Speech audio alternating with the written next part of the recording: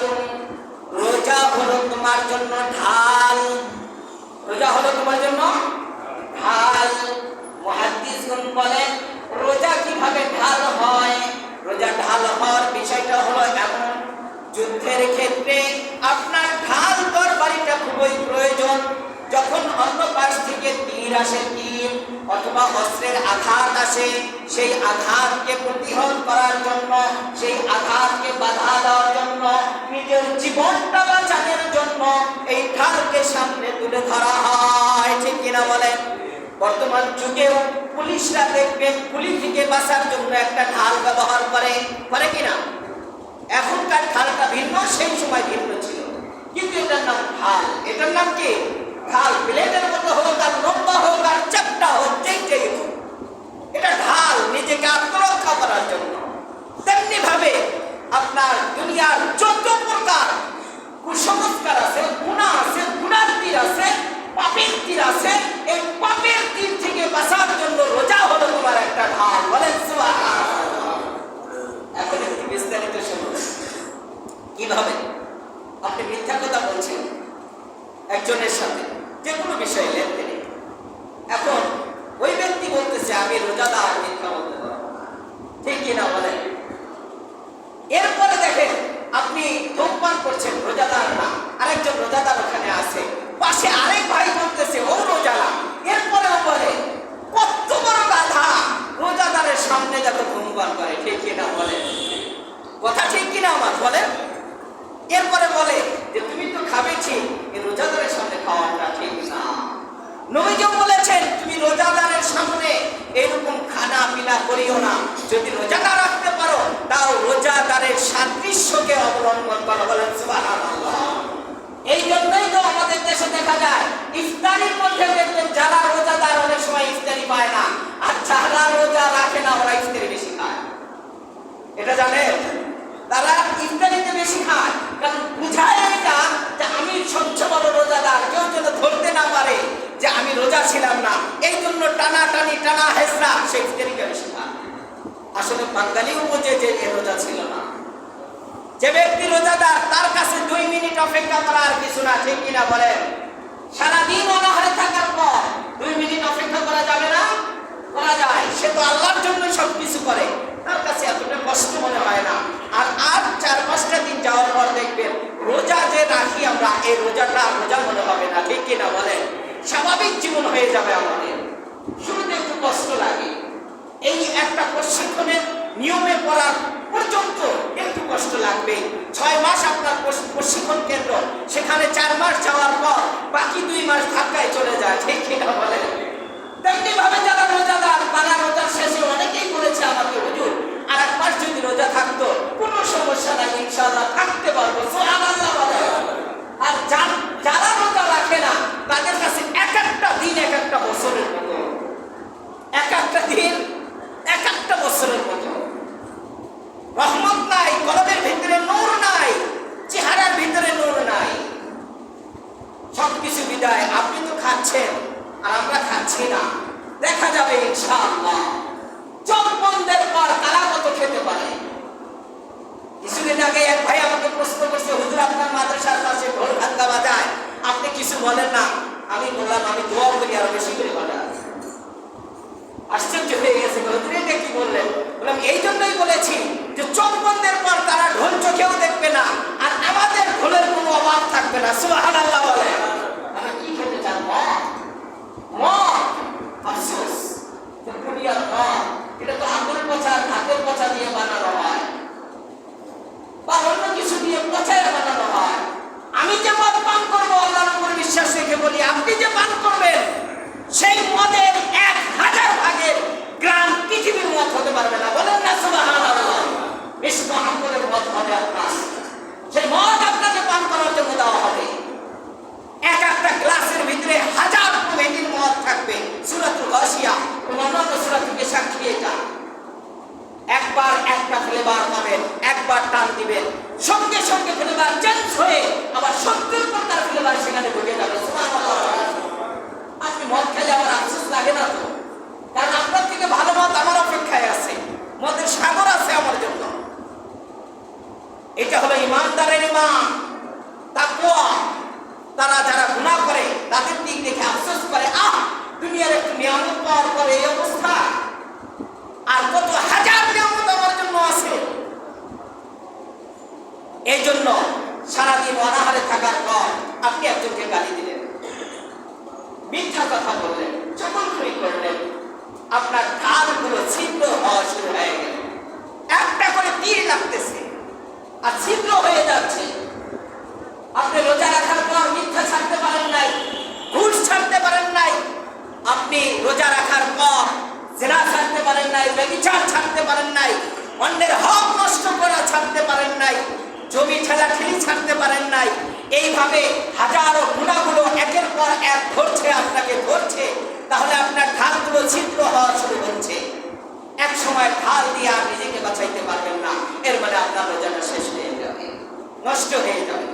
আসল কয়েকটি বিষয় নিয়ে আমরা শুনি, কোন কোন কারণে আমাদের রোজাগুলো একেবারে নষ্ট হয়ে যায়, আর কোন কোন কারণে আমাদের রোজা স্বাভাবিকভাবে থাকবে। এই রোজা শব্দটি হলো ফার্সি শব্দ, আরবি কোনো শব্দ না। সিয়াম এবং রমজান হলো আরবি শব্দ। রোজা বলা হয় সুবে সাদিক থেকে আপনার সূর্য অস্ত পর্যন্ত না খেয়ে থাকা, স্ত্রী সহবাস থেকে দূরে থাকা, নিয়াত করা।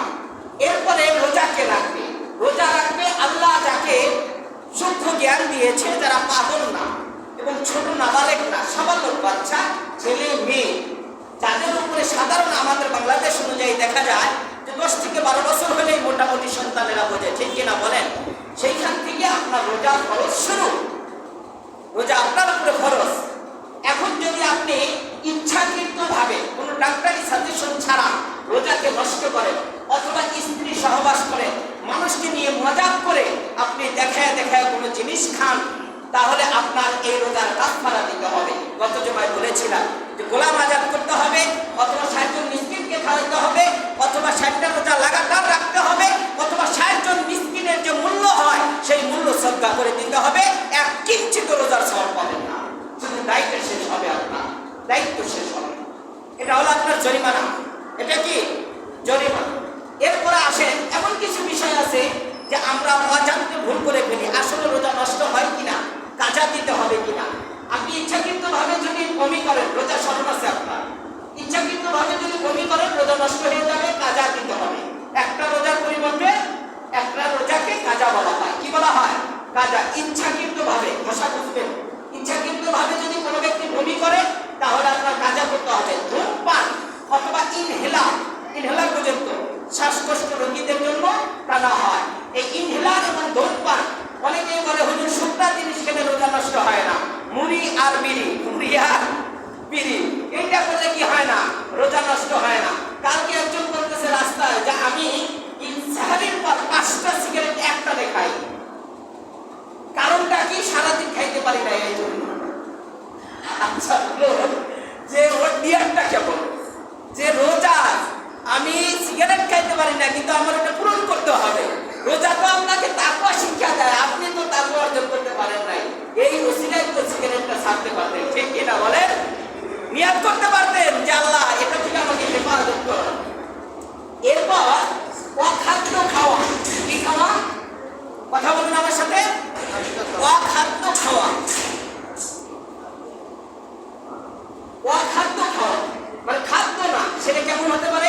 লোহা, পাথর, কয়লা, এই জাতীয় জিনিসগুলো আপনি খেয়ে ফেললেন, তাহলে আপনার রোজা নষ্ট হবে, কাজা দিতে হবে। যত আছে এরকম নারীর স্পর্শে আপনার বিশেষ অঙ্গ দিয়ে কিছু বের হওয়া, বুঝে আসছে মাসআলা, তাহলে আপনার রোজাটা কি হয়ে যাবে? নষ্ট হয়ে যাবে। রোজা নষ্ট হয়ে যাবে, কাজা করতে হবে, আরেকটা রোজা করতে হবে। কুলি করার সময় আপনার রোজার কথা স্মরণ ছিল, কুলি করার সময়, এরপরে আপনার পানি ভিতরে ঢুকে গেছে, তাহলে রোজাটা নষ্ট হয়ে যাবে। আর যদি স্মরণ না থাকে তাহলে নষ্ট হবে না, মাসআলা আসবে এটা। এরপরে নাকে অথবা কানের ভিতরে আপনি তেল ব্যবহার করলেন, যে কোনো তেল অথবা দ্রব জাতীয় কোনো ঔষধ, তাহলে আপনার রোজা নষ্ট হয়ে যাবে। কি হয়ে যাবে? রোজা নষ্ট হবে। কানে এবং কি নাকে, উপরে না। উপরে তো আমরা অনেক সময় শরীরে ব্যবহার করি তেল, এটার দ্বারা ক্ষতি হবে না রোজা।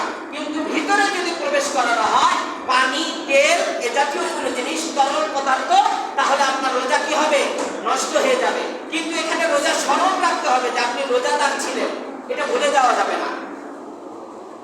এরপরে হলো যে আপনি সুবে সাদেক হয়ে গেল, এরপরে ধারণা যে সুবে সাদেক হয় নাই বলা হয়, এখনো হয় নাই, এই বলে খাচ্ছেন পান ইত্যাদি, আপনার রোজা নষ্ট হয়ে যাবে।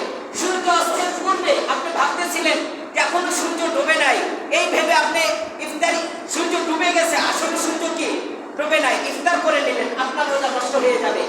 দাঁতের বেশি পরিমাণ রক্ত, দাঁত থেকে রক্ত আসে, এই রক্ত বেশি পরিমাণ রক্ত যদি হয় থুতু থেকে আপনি খেয়ে নিলেন, তাহলে রোজাটা নষ্ট হয়ে যাবে। সোলা পরিমাণ কোনো খাদ্য দাঁতের ফাঁকে ছিল, তাহলে সেটা বের করে খাচ্ছেন, আপনার রোজা কি হয়ে যাবে, নষ্ট হয়ে যাবে। হস্তমিথুন, যুবক ভাইয়েরা, হস্তমিথুন করার পর যদি আপনার বিশেষ অঙ্গ দিয়ে কিছু আসে, চলে আসে, তাহলে আপনার রোজাটা নষ্ট হয়ে যাবে। পেশাব পায়খানার রাস্তা দিয়ে ওষুধ প্রবেশ করানো, অথবা পানি অথবা তেল, এটা যদি আপনি প্রবেশ করান, তাহলে আপনার রোজাটা নষ্ট হয়ে যাবে। নস্য মানে কোন জাতীয় গ্রাম, এরকম তীব্র গ্রাম বারবার নাক দিয়ে নিচ্ছেন, ভিতরে প্রবেশ করাচ্ছেন আর শান্তি অনুভব করছেন, অথবা বিড়ি ইত্যাদি, তাহলে আপনার রোজাটা কি হয়ে যাবে, নষ্ট হয়ে যাবে, একটা রোজা কাজা করতে হবে। রোজা নিয়াত ছাড়া রোজা রাখতেছেন, তাহলে আপনার রোজা হবে না। ফতোয়ায়ে আলমগীরি এবং স্বামী 189 নম্বর পৃষ্ঠা। এরপরে আসেন, যে সকল কারণে রোজা মাকরুহ হয় না, আমাদের সন্দেহ, হুজুর রক্ত বের হয়েছে, রোজা মনে হয় শেষ হয়েছে, রোজা কি শেষ। এখন এখানে কয়েকটা মাসআলা আছে আপনাদের, যে হুজুর ইনজেকশন ব্যবহার করা যাবে কিনা, আছে কিনা বলেন। ইনজেকশন যদি আপনার গ্লুকোজ জাতীয় না হয়, স্যালাইন যদি গ্লুকোজ জাতীয় না হয়, পানি জাতীয় না হয়, তাহলে আপনি পুশ করতে পারবেন। ভ্যাকসিন জাতীয় হয়, অ্যান্টিবায়োটিক জাতীয় হয়, তাহলে এটা আপনার শরীরের জন্য পুশ করতে পারবেন, ইনজেকশন নিতে পারবেন। আর ইনজেকশনে যদি গ্লুকোজ থাকে, তাহলে আপনার রোজা নষ্ট হয়ে যাবে। আর স্যালাইনে তো পানির ভরটা বেশি থাকে, এরপরে আবার গ্লুকোজ হয়, এই জন্য ওলামা হযরত বলেন স্যালাইন ব্যবহার না করা ভালো। আমরা যে স্যালাইন পুশ করি শরীরে, এটা করা যাবে না। আপনাকে যদি সাপে ধ্বংসন করে, সাপ, তাহলে আপনার রোজা নষ্ট হবে না। কি হবে না? রোজা নষ্ট হবে না। এখন আসুন, যে ইনজেকশনের পরিবর্তে দেখা যায় যে আমরা অনেক সময় পায়খানার রাস্তা দিয়ে অনেক কিছু ব্যবহার করি কিনা বলেন, এটার কারণে আপনার রোজা কি হয়ে যাবে, নষ্ট হয়ে যাবে। এরপর ব্লাড, আপনার শরীরে যদি ব্লাড দেওয়া হয়, কথা ভালো করে বুঝবেন, আপনার শরীরে ব্লাড দেওয়া হয়, আমি আপনাদের ইমাম সাহেবকে ব্লাড দিচ্ছি, তাহলে আমার রোজা নষ্ট হবে না। কি হবে না? রোজা নষ্ট হবে না, দুর্বল হয়ে যাবে, কিন্তু ইমাম সাহেবের রোজা নষ্ট হয়ে যাবে। ব্লাড হলো শক্তি, শরীরের জন্য প্রচুর পরিমাণে গ্লুকোজ, এই জন্য আপনার রোজা নষ্ট হয়ে যাবে। যিনি ব্লাড নিবে তার রোজা নষ্ট হবে, যিনি দিচ্ছে তার রোজা কি হবে না? কথা বলুন, কি হবে না? নষ্ট হবে না। এরপরে আসুন, ভুলে ধোয়া টোয়া ইত্যাদি মশা মাছি মুখের ভিতরে ঢুকে গিয়েছে, যায় কিনা? এর কারণে পেটের ভিতরেও চলে যায়, আপনার রোজা কি হবে না? নষ্ট হবে না। খুশবু লাগানো, খুশবু অনেক প্রকার হতে পারে, সেন্ট হতে পারে, আতর হতে পারে, এসব কিছু লাগাইলে আপনার রোজা নষ্ট হবে না। আর সুরমা লাগানো, এই যে চোখে দেখেন সুরমা, এই সুরমা লাগাইলে কি হবে না? রোজা নষ্ট হবে না। সুরমা যদি কেউ লাগায়, শরীরে যদি পা থেকে মাথা পর্যন্ত তেল লাগায়, তেল, রোজা কি হবে না? নষ্ট হবে না। কিন্তু যা বলেছি, নাকে, কানে, পায়খানার রাস্তায়, এই সমস্ত জায়গায় তেল দেওয়া যাবে না, মানে পুশ করা যাবে না যে কোনো সিস্টেমে, এটা মনে রাখতে হবে। এরপরে ছোট বাচ্চাদের খাবার, অনেক সময় দেখা যায় মা বোনেরা কি করে, জিহ্বা একটু চেক করে কিনা, লবণ টবণ, যদি প্রয়োজন হয় তাহলে করতে পারেন, প্রয়োজন ছাড়া যদি করে তাহলে মাকরুহ হবে, একটু দোষ হবে, কি হবে? দোষণীয় হবে।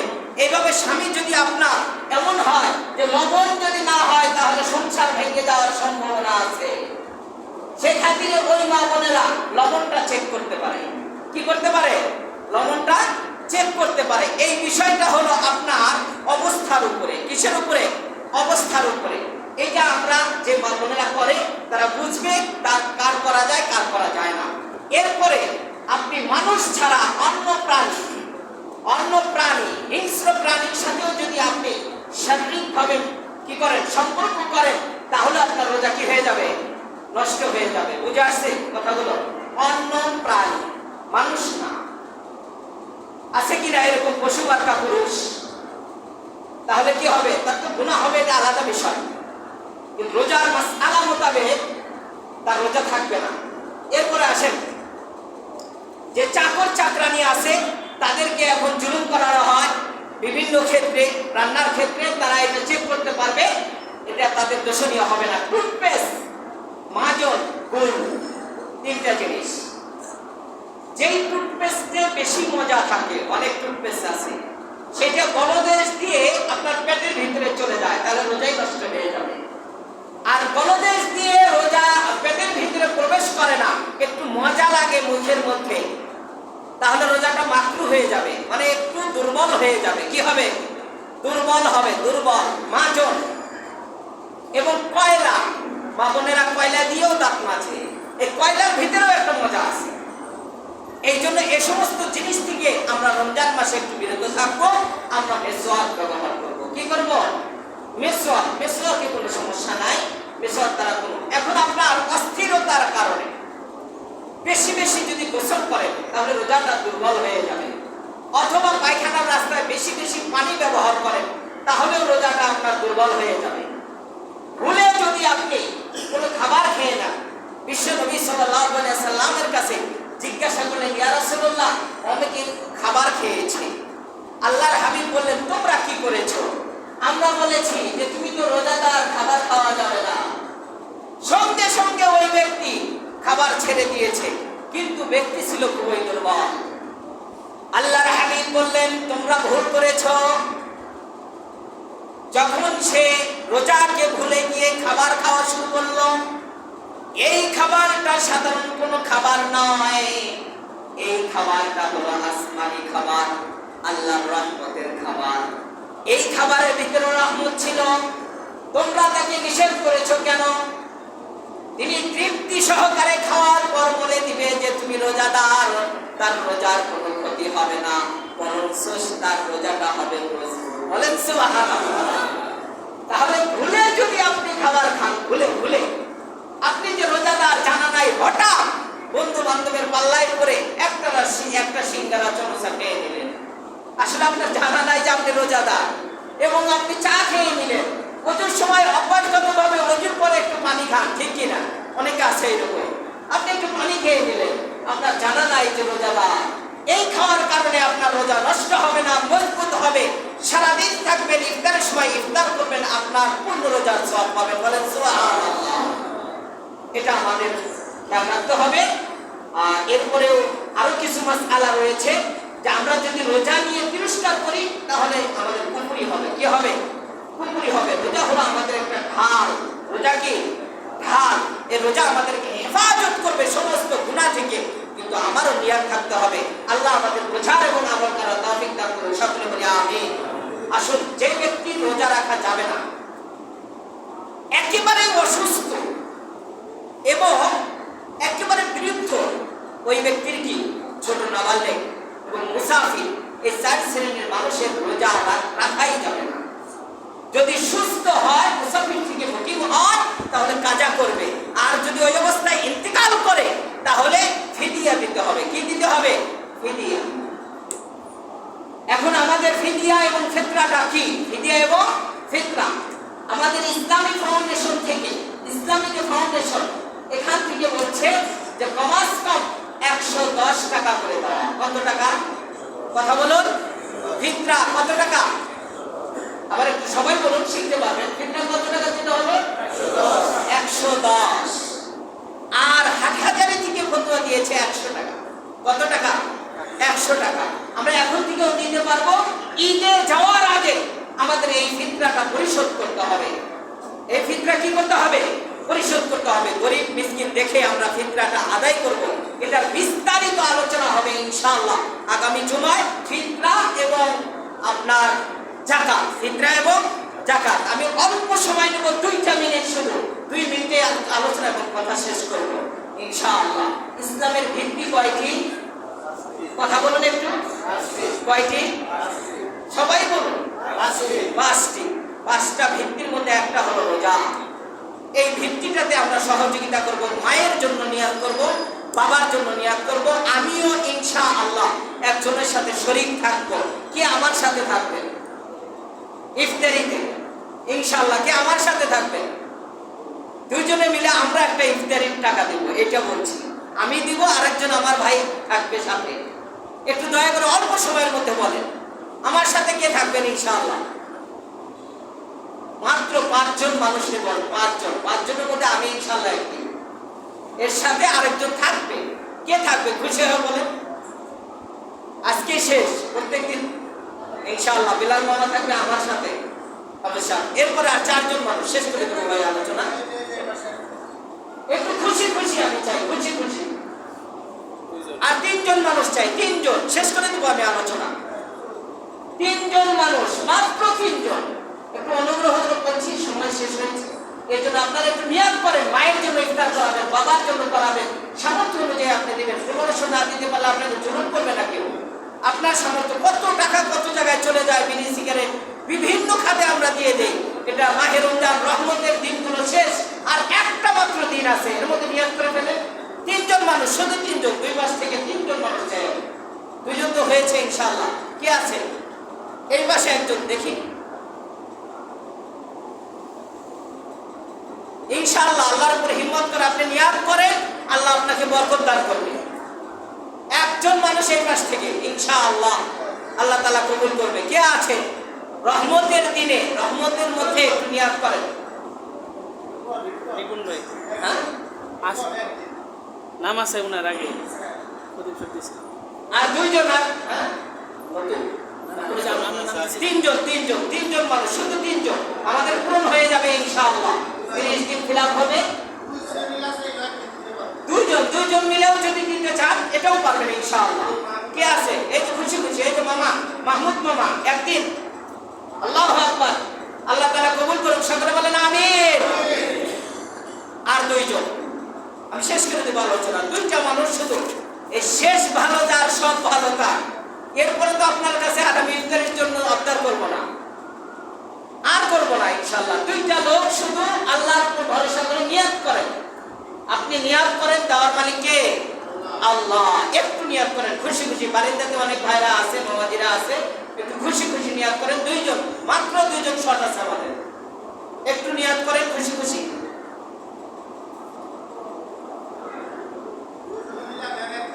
দুইজন মিলেও দিতে পারেন, বা 3 জন মিলেও দিতে পারেন, সমস্যা নাই। কে আছে? এই আলহামদুলিল্লাহ, একাই। একদিন আর একজন একেবারে শেষ। যতগুলো ইফতারি হয়েছে তার সব সওয়াব তার আমলনামায় দেওয়া হবে। সুবহানাল্লাহ, বিহামদিহি। একজন মানুষ হন। আল্লাহু আকবার, লিল্লাহি তাকবীর। আল্লাহ তাআলা কবুল করেছে। আপনারা আমাকে ভালোবাসেন আমি জানি, কিন্তু একটু সময় লাগে যে কতটুকু হুজুর বলতে পারে। এখন যদি কেউ দিতে চান, জয়েন্ট হবে, শুধু জয়েন্ট নামটা লিখে রাখেন। যদি কেউ দিতে চান, ইমাম সাহেবের সাথে কথা বলবেন, তাহলে আয়োজনটা আরো সুন্দর হবে।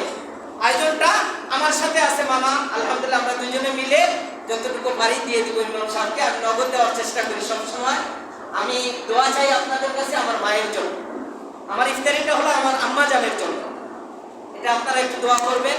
আসলে আমি চোখেই দেখি নাই, এরপরেও সব সময় দেখেন আপনাদের সাথে শরীর থাকার চেষ্টা করি, যে 500 1000 যতটুকু পারি। 2 মাস বয়সে কেউ কাউকে